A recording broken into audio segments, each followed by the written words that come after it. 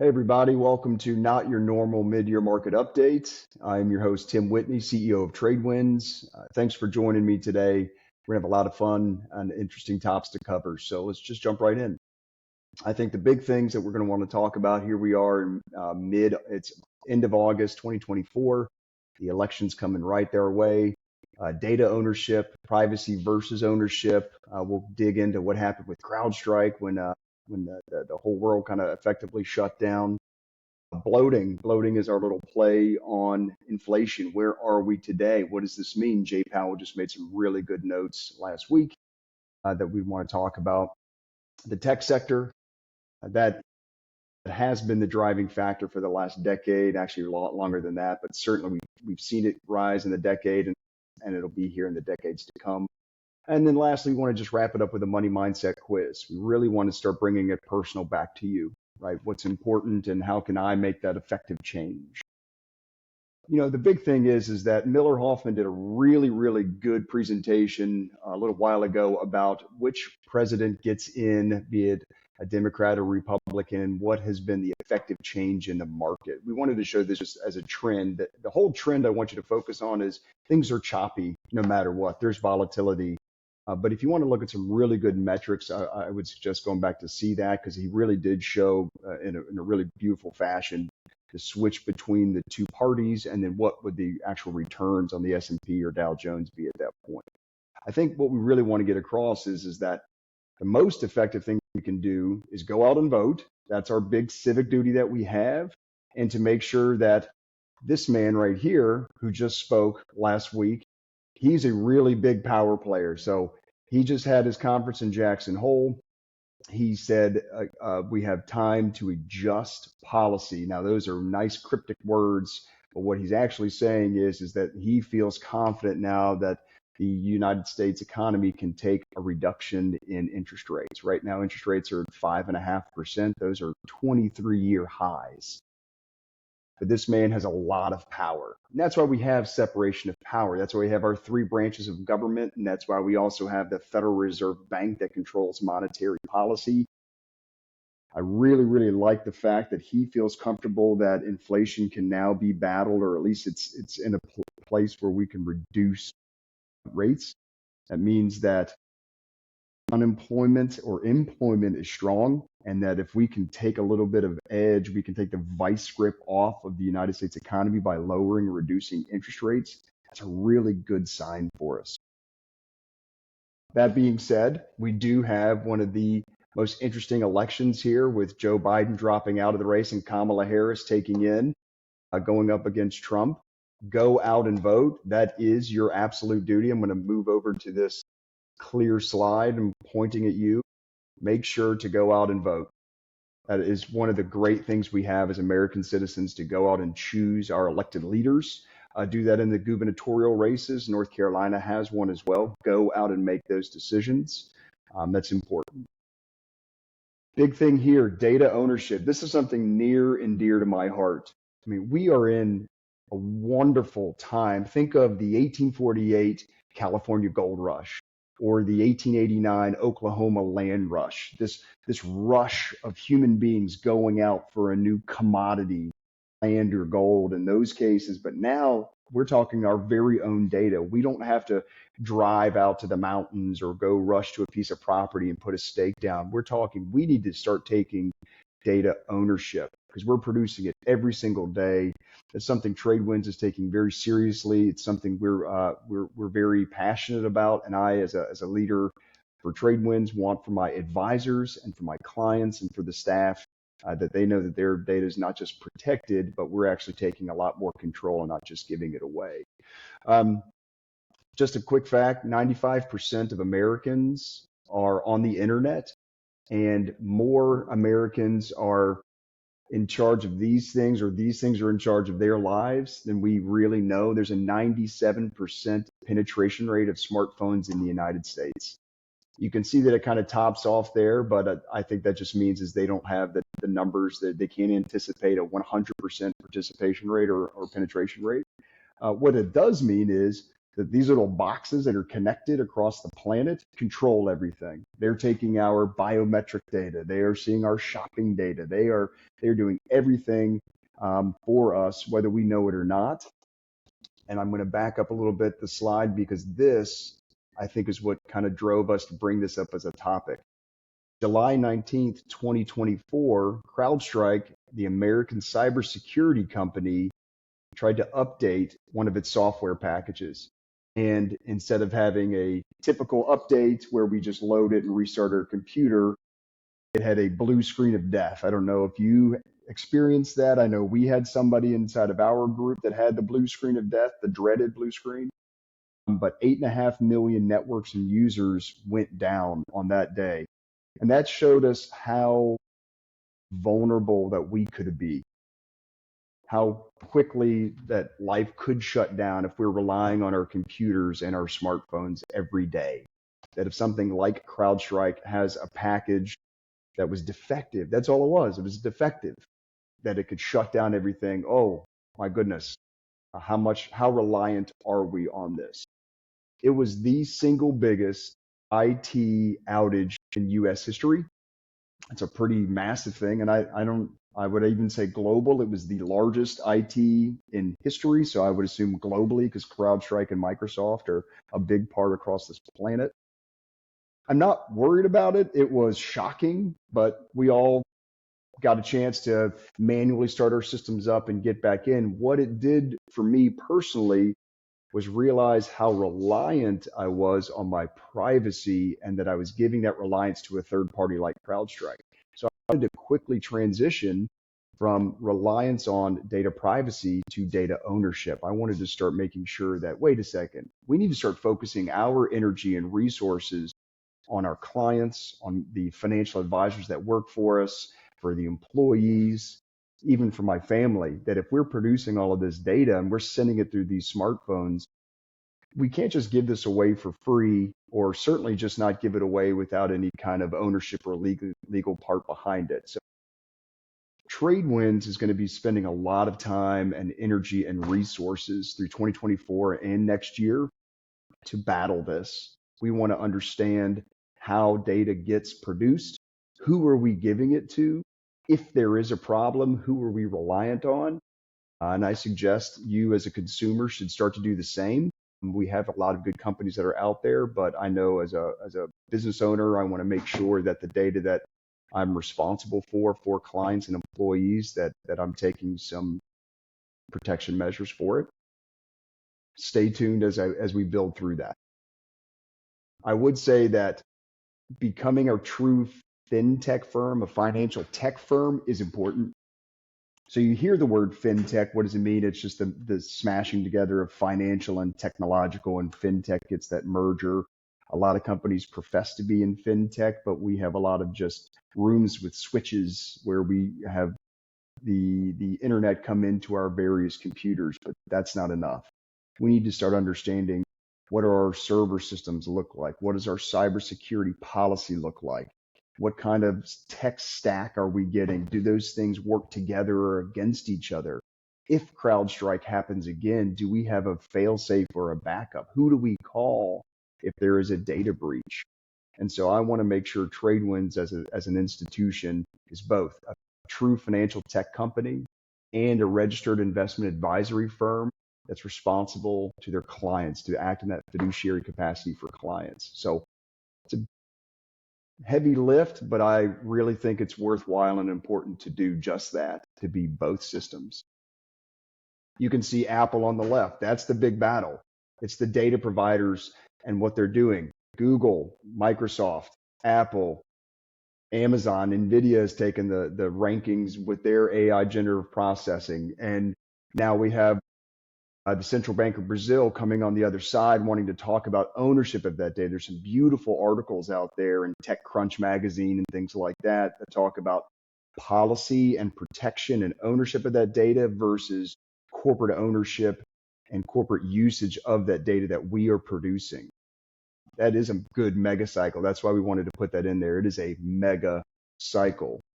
Tech is not going away. We'll see later on in other slides.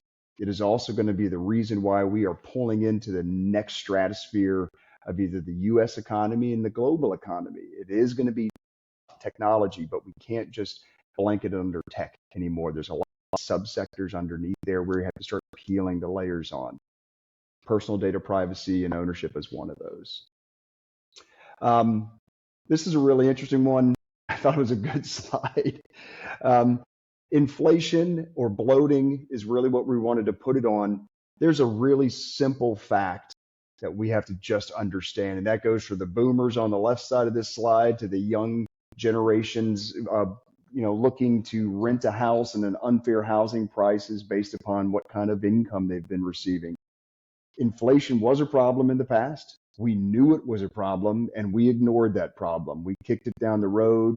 We decided to continue to refinance and buy homes that we didn't need or take out monies that we had no intention of either paying back or extending. We had credit cards that were having floating rates that were going to bounce on us that we just really did ignore, unfortunately. And it came back to bite us. And it came back to bite us, my generation and the generation above us. We had a little bit more capability to weather this place where we're in right now, right? Thankful for Jay Powell dropping rates, and that is going to come back to a norm after a few decades. But it's not our generations I'm worried about. It's the younger generations that have not been able to keep up. Take real estate, for example. The real estate market has been prime example of how ridiculous things can get when the house price in comparison to living wages aren't keeping pace. It's an unfair system that's been thrust upon the younger generation to dig their way out of. I will say this has happened before though. This is nothing new. This happened in the 1970s. Paul Volcker was running the system instead of Jay Powell at this time. They were battling union wages and housing prices, and they were topping rates out in the 12%, I think, in the mortgage rates. And in the 1980s, it was even worse. There was a time when it pegged at 19%.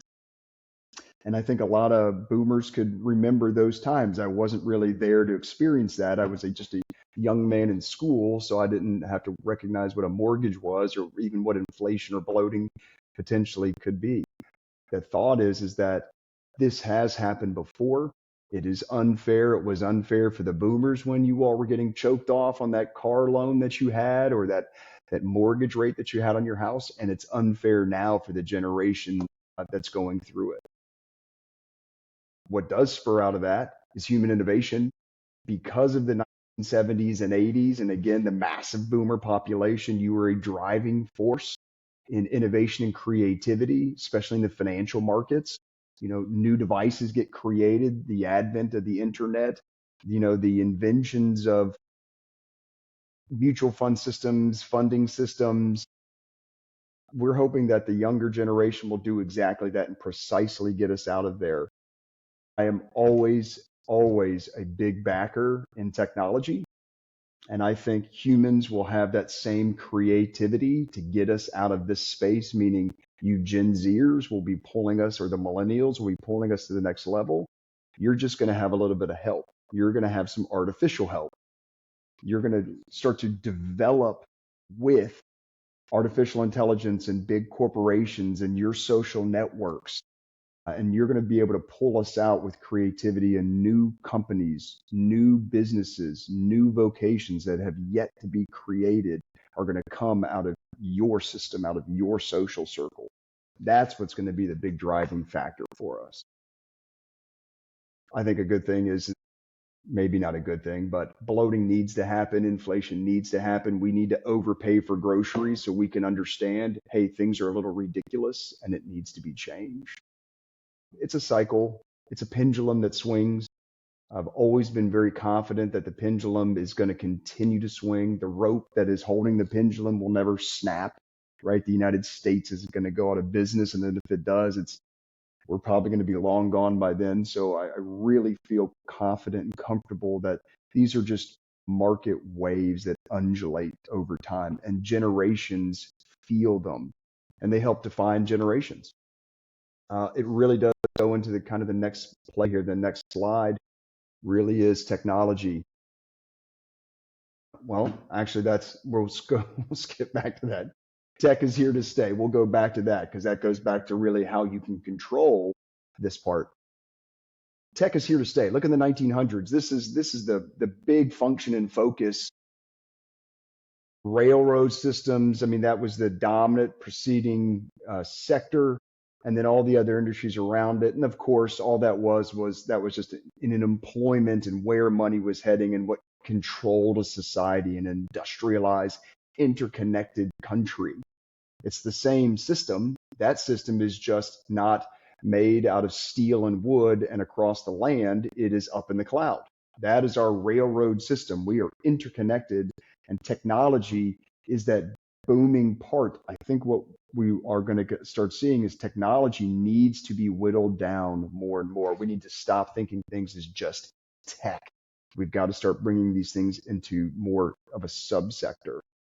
Think of tech as a frenemy, right? A friend and an enemy.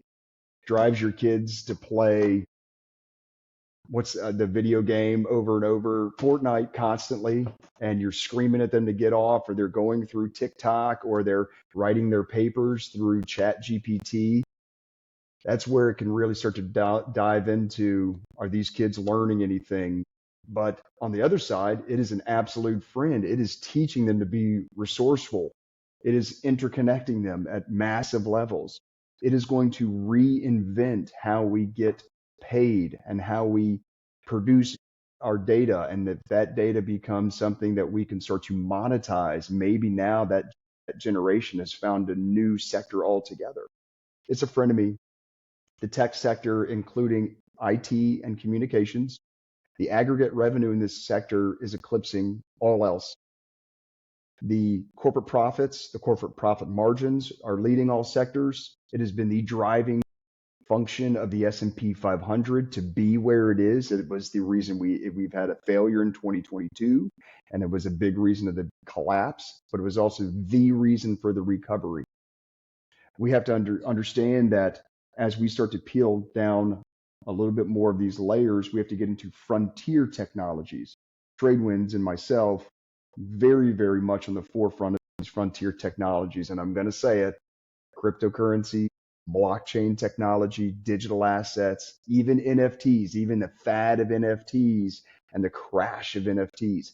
The technology and the purpose of them has never gone away and won't go away. A non-fungible token just means something unique. All it is a digitized version of the Mona Lisa. There's only one Mona Lisa. It just got blown up when we were talking basketball cards, and somebody else was trying to put out Bored Ape Yacht Club or something. Yes, it's a trend, but the concept of a non-fungible token, a unique digital asset, has got huge impact on society globally. And I think we need to make sure frontier technologies aren't going away. We are going to be spending a lot of time again at TradeWinds looking into Bitcoins and Ethereums and layer one protocols.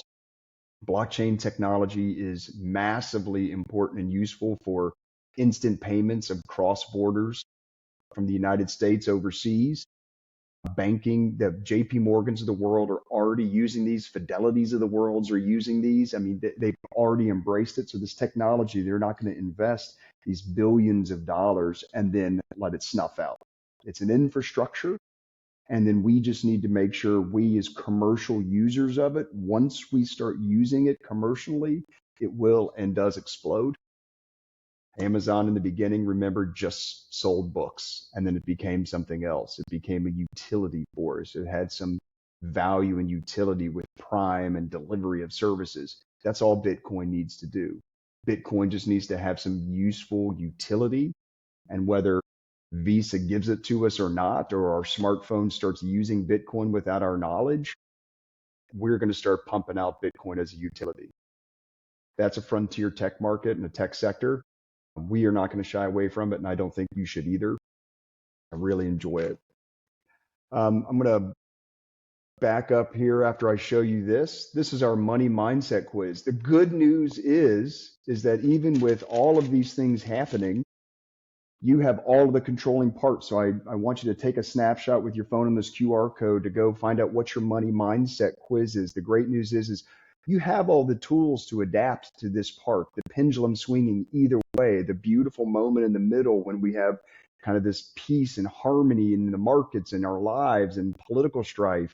There are those moments, but it doesn't last long. It moves to the other side. If you're old school to this, you've been through massive swings in the market. If you're new school to this, I'll go ahead and show you a couple slides back that there are the things you can control, your risk tolerance. That's what that money mindset is. By the way, I am a financial adventurer. You just want to do some comparative notes. This is one of the slides we use when we build our financial plans. What is your risk tolerance? What does it mean to be aggressive or conservative? And why is that? It's more than just a number, but you need to start asking yourself that part. What is the time horizon, right? Me at my age now at 45 is vastly different than when I was 20. It'll be vastly different when I'm 65. Those time horizons, they work hand in hand with each other of risk tolerance and on the right side, investment objective. We bounce between these four places constantly. This is the root of what you can always go back to. What is my risk tolerance? What is my time horizon? What are my goals? And how does that affect my investment objective? Not just for my portfolio, my 401k or my IRA, my cash that I have in a savings account, the real estate that I have, the investments that I have, the debt holdings that I have, my leverage that I have in my portfolios, the insurance positions that I have. How do these all affect me? This is what I want that mindset to start to come back in. Just rest assured that you have all of the tools here. You have us as a firm. We have really, really brilliant people and dedicated people to not just financial learning and education, but to being human, to being individuals, to listening to your story and then helping put that together. I mean, TradeWinds really does want to make sure to pride itself on being fiduciary to you as a client or to clients. The advisors that work here or that want to work here, they have to have and do have that same mindset. The other part is, for me, I want to make sure that the technological side catches pace with that. That when we become a fintech company, they merge together. We want to be both an RIA and a fintech. So that's really the conclusion of what we're having today. We got some great key takeaways. Thanks for joining. We don't want to drag on. I told you this was not your typical mid-year market outlook where we're throwing a bunch of stats at you to look brilliant. Just really some good insight that you could possibly take away. Go vote. This is your right. Be a citizen, go vote. Don't care who you vote for, just go punch the card or send in an early ballot. It is an unstoppable wave of tech. Of course it is. It was an unstoppable wave of the industry when it started. It was an unstoppable wave coming over of robotics and information. And I'm sure in 100 years, there'll be a new unstoppable wave of something, whatever that means, space exploration. I don't know. But we know that that is an inevitability. But innovation is greater than inflation or that bloating. Out of that technological boom, and there's innovation that's created too, that plays into the stressors that inflation gives us, which we've seen before. It's going to happen again. It's going to happen again. We're going to have the millennials in their 60s talking to their grandkids. I remember when inflation was X because their grandchildren are going to be going through the same thing. And we're assuming that new generation will become innovative and creative as well. So treat tech as both a frenemy, a friend and an enemy. Limit your time maybe speaking on it or watching it or scrolling, but recognize that it's not going away and we have to step towards it. And at the very end, again, you control your outcome. So keep calm, carry on. Thanks for taking the time. Send any questions or comments over to us over at TradeWinds. Much appreciated. Take care.